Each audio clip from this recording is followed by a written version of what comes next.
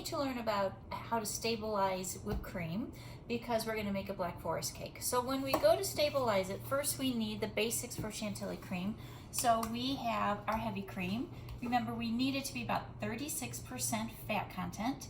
We need powdered sugar for sweetness. We need vanilla for flavor. And then a new ingredient we're going to add is what's called a whipped cream stabilizer. Now this one is called Starfix. This is imported from Europe. So this is really made, it's like a gel, so it's going to bind all the water in the heavy cream so it doesn't separate out.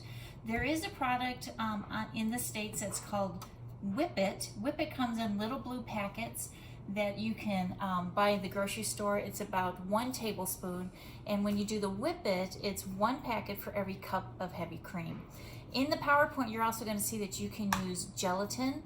So you would use about a teaspoon of gelatin for every 2 cups or 1 pint of whipped cream, but you have to bloom it and then you have to melt it, and then you can have the chance of it turning a little string-like. So a lot of pastry chefs now, we're using the Star Gel, or we're using the Whip It packets.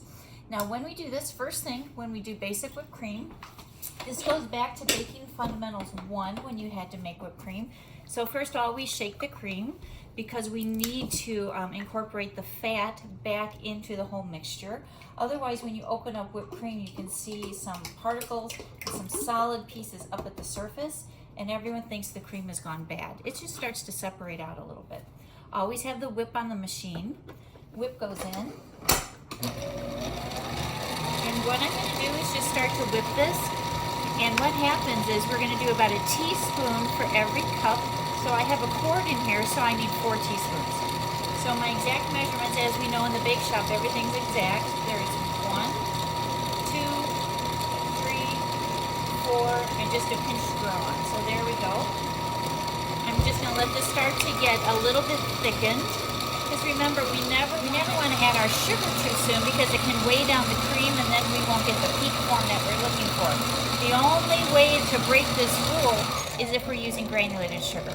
If you do granulated sugar, you should try to use baker's sugar first because it's a finer cut, but we need that sugar to give it time to actually dissolve into the whipped cream. But since we're using powdered sugar, which is what most pastry chefs will do because it doesn't leave any grit on the tongue, we're going to add this after it gets to soft peaks. So I'm just going to wait a minute, take this to soft peaks, and then I'm going to add my cream and my vanilla. And since we're going to frost a cake with this, we need to take it to firm peaks. So I'm just going to whip this for about 30 seconds, and then we're going to add in our powdered sugar. See, we're 1/3 of the way whipped because if we zoom in to the inside, you can see that the whips are starting to leave trails or tracks in the whipped cream. So you can tell that I'm at soft peaks. And I said 1/3 of the way because remember it goes soft peak, medium peak, firm peak. So now I'm just going to sprinkle in my powdered sugar. I don't really have to sift this unless my powdered sugar has a lot of lumps in it because I do have the whip, so the whip can break it up. If at some point you have powdered sugar and it has some pretty firm pellets in it, that just means your bakery humidity is quite high, so it's been absorbing into your powdered sugar, and then go ahead and sift it. So I'm going to put in just about a 1/2 ounce of vanilla extract, and now I'm going to increase speed again, and we're going to go to firm peaks. This has been just about 10 seconds since I turned it up on high speed. Let's take a look at it. So I'm going to pull this off, give it a little swirl, turn my peak upside down, and guys, look at this. This is going to be perfect for frosting the side of a cake. And again, we stabilized it so that when it has to go out for service, the whipped cream won't warm up too much and start to weep and start to melt down the cake. So this is exactly what we want. And again, let's just review quick. I took my whipping cream. Remember, it needs to be cold. It's at 36% fat or higher. I put it on the machine. I added my stabilizer.